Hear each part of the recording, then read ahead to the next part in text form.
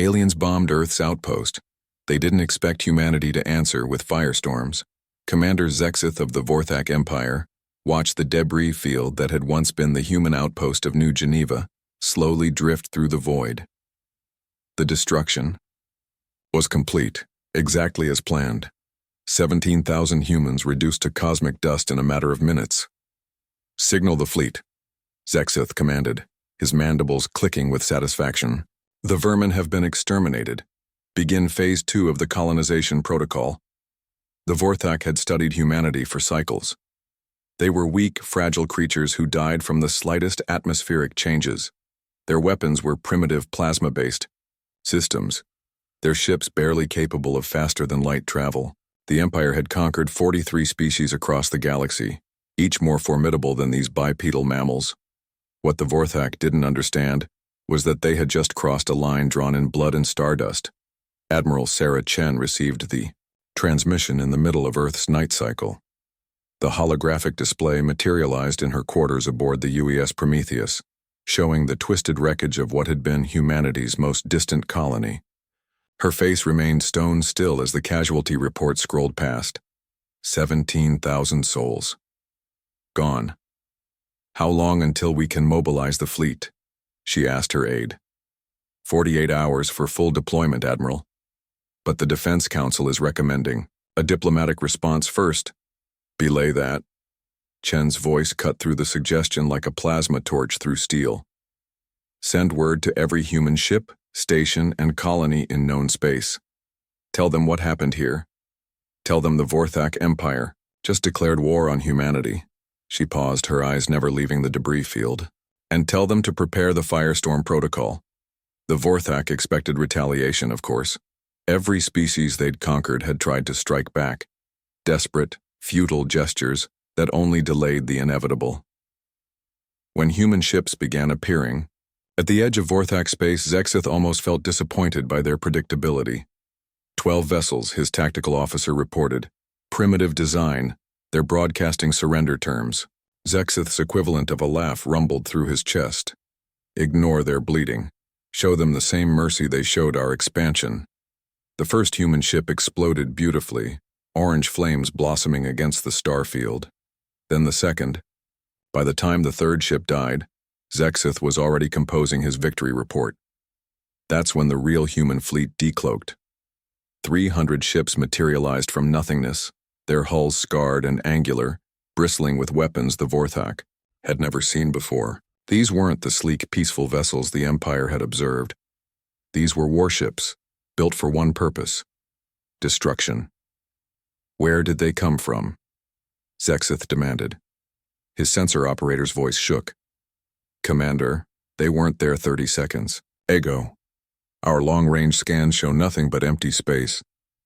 The human fleet opened fire. What the Vorthak had failed to understand about humanity was that they had been watching and learning for far longer than anyone suspected. Every alien encounter, every piece of technology they'd observed, every tactical doctrine they'd witnessed, humans had absorbed and improved upon.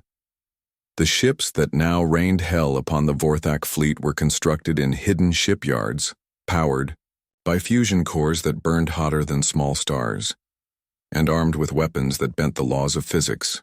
Humanity had spent decades preparing for this exact scenario.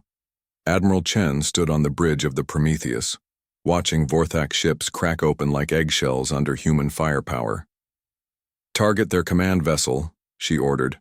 "I want to have a conversation with whoever thought it was acceptable to murder children." The Prometheus's main gun, a directed energy weapon that could punch through a moon, spoke once. Zexith's flagship simply ceased to exist. Across Vorthak space, the firestorms began. Human fleets struck simultaneously at 17 different star systems. Not the homeworlds, humans weren't monsters, but every military installation, every weapons factory, every shipyard the Vorthak possessed. The Empire's war machine, built over millennia, was dismantled in 72 hours. On the fourth day, Admiral Chen broadcast a message across all Vorthak frequencies. Her image appeared on every screen in their empire, a human woman with steel-gray hair and eyes that held the cold fury of vacuum itself. I am Admiral Sarah Chen of the United Earth Fleet, she began. You destroyed New Geneva. You killed 17,000 civilians. You started a war you were not prepared to fight. The transmission showed footage of Vorthak fleets burning, their proud warships reduced to debris. We could have wiped out your species, we chose not to. But understand this, humanity remembers. We catalog every wrong done to us, and we never, ever forget. The image shifted to show human colonies throughout the galaxy.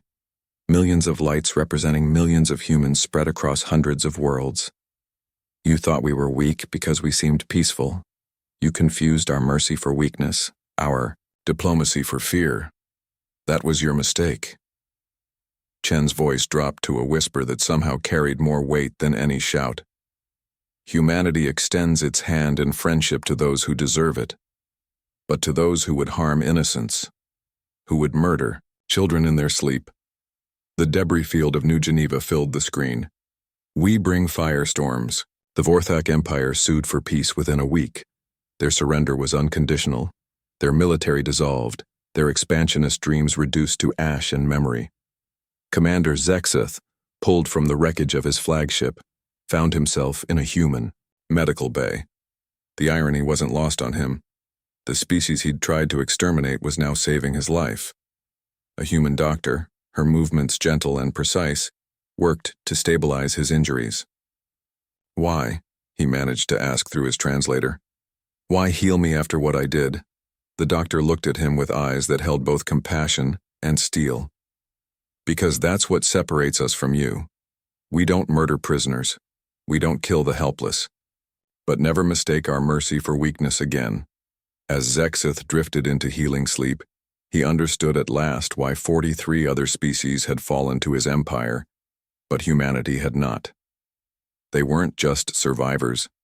They were something far more dangerous. They were decent people who had learned to be monsters when necessary. And there was nothing in the galaxy more terrifying than a human with a righteous cause and the will to see it through. In the end, the Vorthak had learned the hardest lesson the galaxy had to offer. Humanity's greatest strength wasn't their technology or their tactics. It was their memory and their unwillingness to let evil go unanswered. The firestorms had spoken. The galaxy listened.